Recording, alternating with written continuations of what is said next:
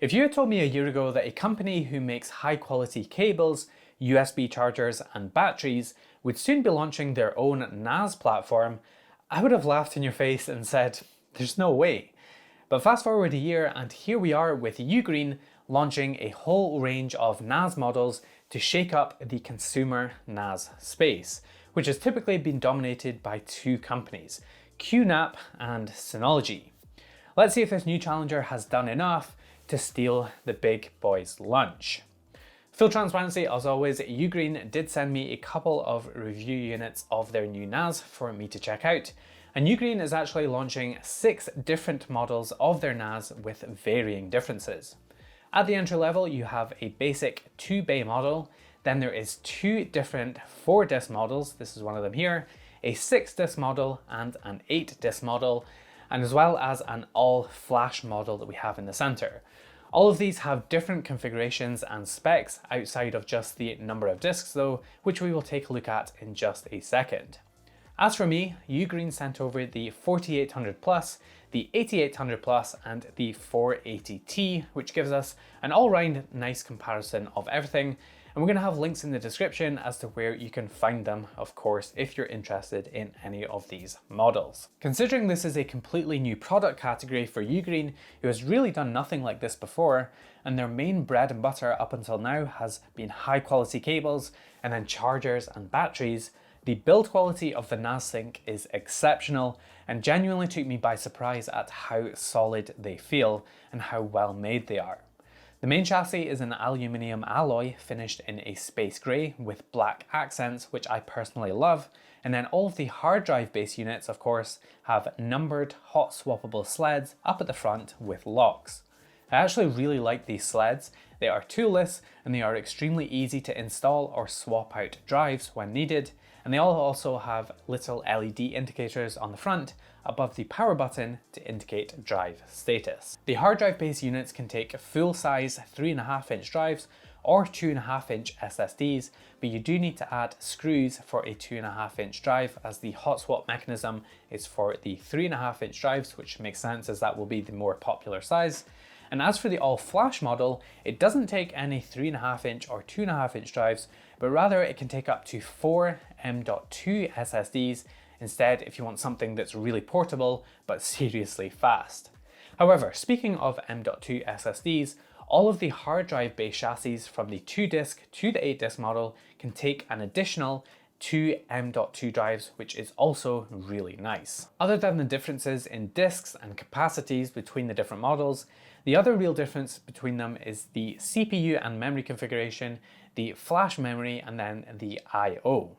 Starting off with the CPU and memory configuration, both the 2-disc 4800 and the 4-disc 4800 come with an Intel N100, which is a 4-core, 4-thread CPU, while if you jump up to the 4-disc 4800 Plus, you get an Intel 8505, which is a 5-core with 1 performance core and 4 efficiency cores and 6 threads CPU. And then the 6-bay and the 8-bay, as well as the all-flash model, get the Intel 1235U, which has 10 cores, 2 performance and 8 efficiency cores with 12 threads. The CPU you will need will come down to what you really want to get out of your NAS. If you want to just use it as straight storage system and just a place to dump your files, the lower end CPUs will handle that completely fine. But if you want to run something like Plex or Jellyfin on here as a media center and do transcoding and also run other containers like Home Assistant, then you'll probably want the more beefy processors that start with the 4800 Plus. All models do come with 8GB of RAM installed, however all models can also be upgraded too if you need more. The 2800 and the 4800 models will handle up to 16GB of RAM, and the rest of the models will go up to a maximum of 64GB of RAM. The 2800 and the 4800 also has the OS installed on 32GB of eMMC, whilst the other models have a 128GB SSD dedicated to the OS, which is high quality and much faster flash. The final big difference is the I/O. All of them, with the exception of the all-flash unit, have two USB 3.2 Gen 2 ports in mixtures of Type A and Type C, and then the all-flash unit has a single one. Then all of the hard drive based models have two USB 2.0 ports on the rear. The really nice addition, however, is on the 6-bay and the 8-bay and the all-flash model, which have the addition of two Thunderbolt 4.0 ports, which are capable of up to 40 gigabit per second each, meaning that you can grab a Thunderbolt cable and hook up two desktops or laptops that have Thunderbolt ports and take advantage of that maximum speed, especially useful on the all-flash model. If you find that those ports aren't enough for you, on the 6-bay and the 8-bay models, there is also an additional PCI Express Gen 4 by 1 slot for expansion if you need it. Finally, we have the N in NAS, the network ports, which I really do like. So the 2-bay unit has a single 2.5 gig port. Really nice to see a 2.5 gig port as standard there. The 4-bay 4800 has two 2.5 gig ports. The 4-bay 4800 Plus has a 2.5 gig and a 10 gig port. The 6-bay and the 8-bay have two 10 gig ports. And finally, the all-flash model has a single 10 gig port. And having 2.5 gig as standard is extremely appreciated, and I love to see the inclusion of 10 gig or even two 10 gig ports on some of the higher end models, especially since they do have the capabilities of running SATA SSDs in all of the bays or two M.2 SSDs, which could take advantage of these higher bandwidth links. Oh yeah, and the all-flash model also has Wi-Fi built in too.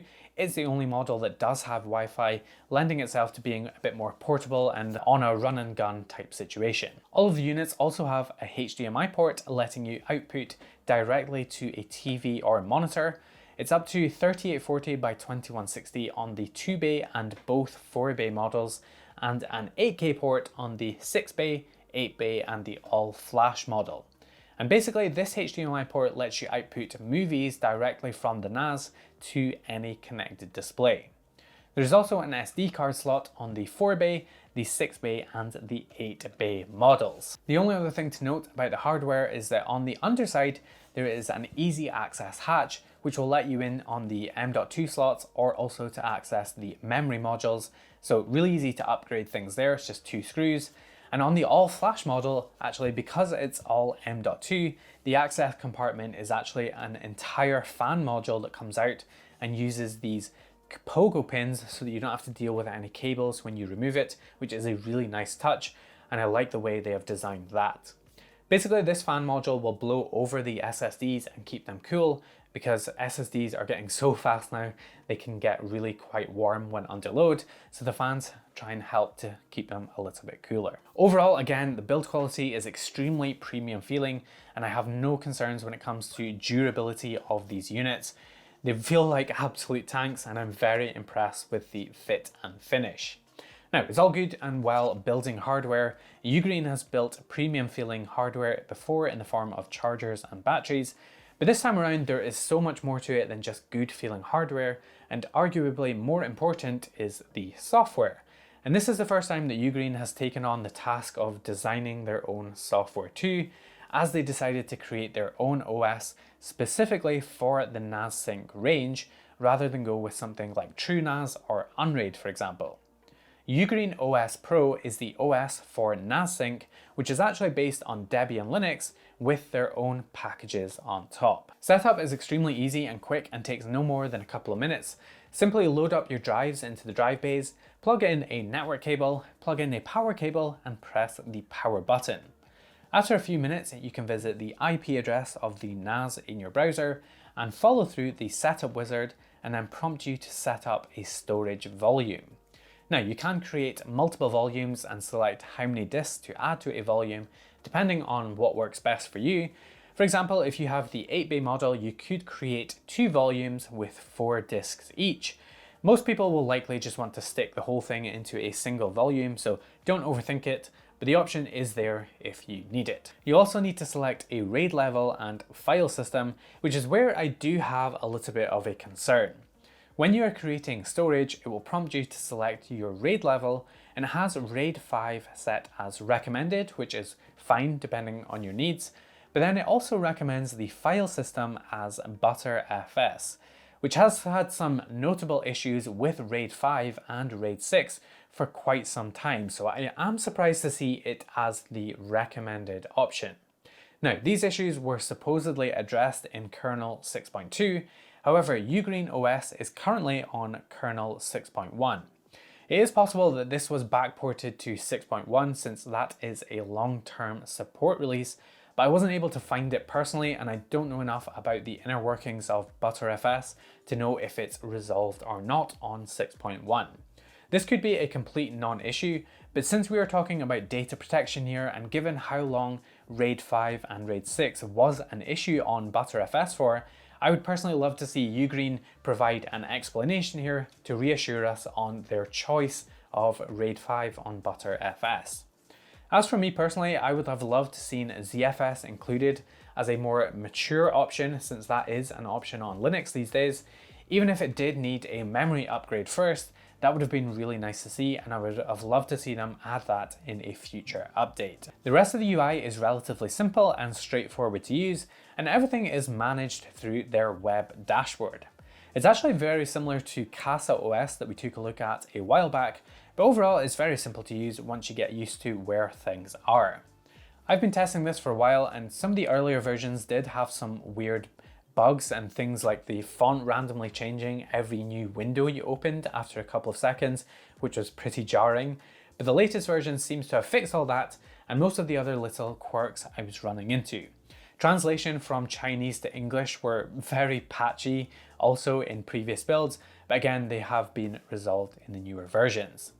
I also wish that there was the option to disable the animations when opening windows, as it kind of makes the whole thing feel a little bit slow, but not a huge deal. Once you create a volume, you can then start using it like a NAS and start creating folders and shares to store your data in, and using the File Manager app, there are basically two areas that you can create files and folders in. Either the personal folder area, which is tied to your own personal user account and provides a location to dump any personal files and folders you don't want to be visible to other users in, or the shared area, which is accessible over the network to other users. You can of course set up permissions on the shared folders that you create to limit it to just one or multiple users if you would like, and permissions are actually handled quite nicely. Permissions can often be quite confusing for beginners, especially on Unix-based systems, but UGreen does a pretty good job here, allowing you to create users in the settings, which you can then assign to each folder as needed with a simple tick box to allow read, read and write, or deny. In terms of how you can actually share data, UGreenOS has support for SMB or CIFS for Windows, along with NFS for macOS and Linux. Both of those can of course do SMB. It can also do rsync, WebDAV, FTP, and it even has the option for Time Machine for backing up Mac OS. A couple of other features of the storage specifically is that it supports quotas for each space, so that you can ensure a certain user doesn't consume all of your disk space by uploading a massive file. You can also set upload and download bandwidth limits on folders, again so that one user doesn't consume all of your bandwidth and slow down transfers for the other users. And you can also enable file deduplication, which can help save storage space under certain conditions. If you choose Btrfs for the file system, then you will be able to take advantage of Snapshots on NASync for reverting modified files, or even for restoring files that were completely deleted. If you install the Version Manager app from the App Center, this gives you access to your files and folders where you can right-click a file and select previous versions to see different versions of the file and how they existed at that time and day. You can then either download that file to your machine directly or copy it back to the NAS without overwriting the original. This is an excellent feature that can really save you in a pinch if you accidentally overwrote or deleted the wrong file. It's also possible to add an SSD cache to your storage volume using the M.2 SSD slots that are available in all of the models, which can allow you to speed up read and write transfers under certain conditions. You can also assign a hot spare to a volume so that in the event a drive dies, the array can automatically start to rebuild with that hot spare. One thing I also see here is the volume expansion option, which will let you add more drives in the future. So for example, if you bought the 6-bay unit, but you only populate 4 disks at the moment, this option will let you add another 2 disks to your main volume at a future date without having to transfer and copy things around. At least, hopefully it will. This wasn't an option in earlier builds I used and then suddenly appeared in a recent update, but it doesn't allow you to use it just yet. But the good thing is that if this menu is now showing up, hopefully that will start to actually work really soon. Many NAS devices can also be used for other things rather than just being a place to store files and folders, and NASync is no different.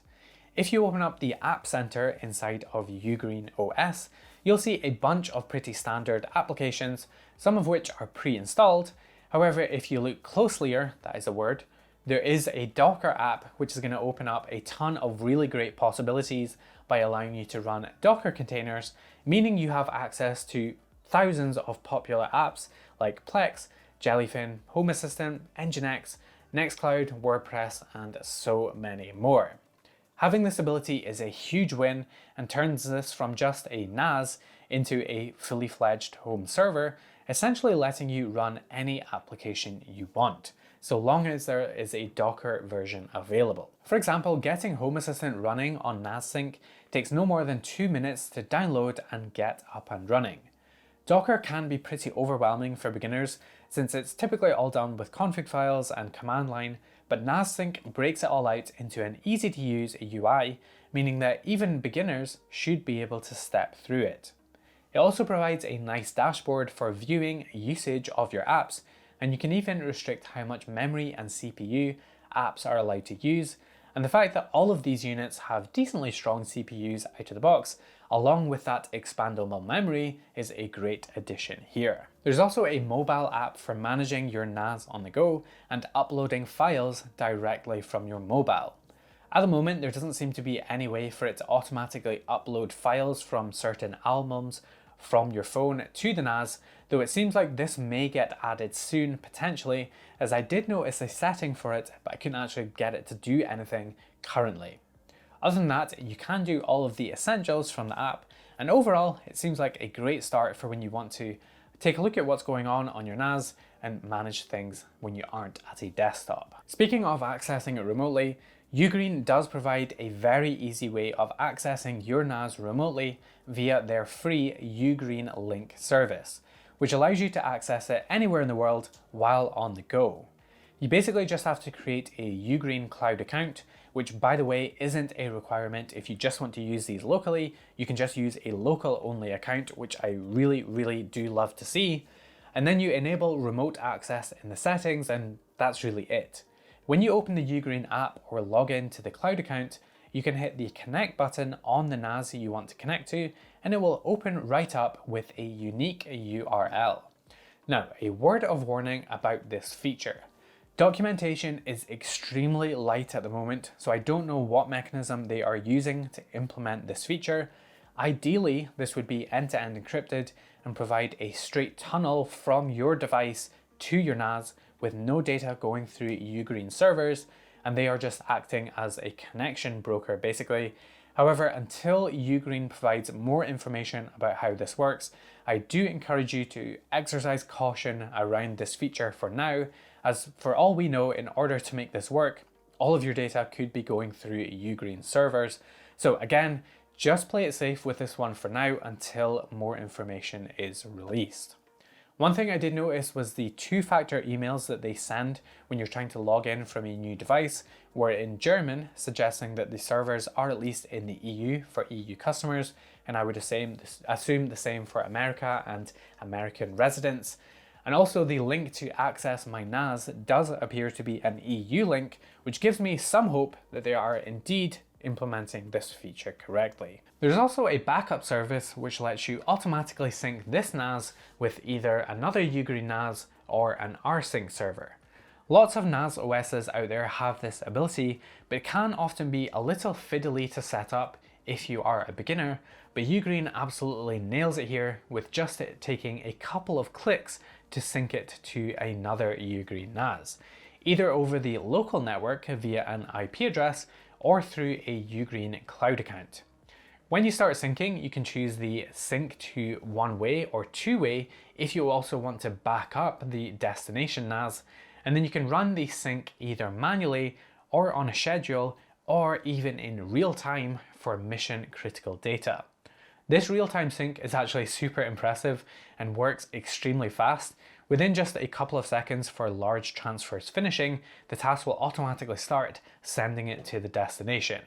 This is a great feature if you want to implement a 3-2-1 backup strategy and you want to send your backups off-site to a relative's house, for example, for safekeeping. A couple of other notable features are the Photos app, which allows you to upload and of course view photos, but it's also got some AI features built in that can automatically identify people in the photos and tag them so that you can find all photos with a certain person in it, for example.